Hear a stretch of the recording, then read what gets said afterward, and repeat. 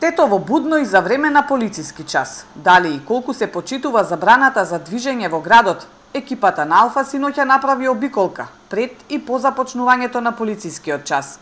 Најголем метеж на излезот од Тетово кон селата.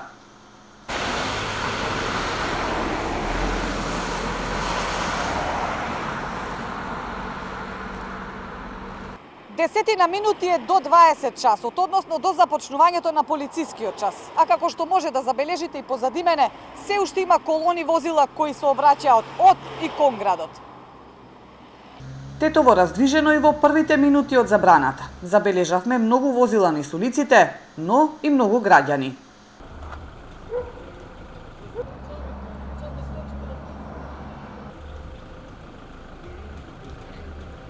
Осум часот е и 10 минути. Сега се наоѓаме во централното градско подрачје. Полицискиот час е веќе започнат, но раздвиженост се уште има. На влезовите од градот полициски контроли. И тука редици возила кои задоцниле и го прекршиле полицискиот час. Дозвола за движење? За движење се враќаме од село. Од село? Од работа да и каснем. Дозвола. Дај ми возачката ваша. Господин Дарков, значи секогаш имате попуст 5 до 10 минути. И тоа, секој е закаснење, ќе се јавите на 192. Дали дефект, дали сте по пат негде остојани, задолжително тоа да го пријавите на 192. Во сообраќајната полиција велат дека раздвиженост има и по забраната за движење. Сепак, велат дека имаат разбирање и толеранција.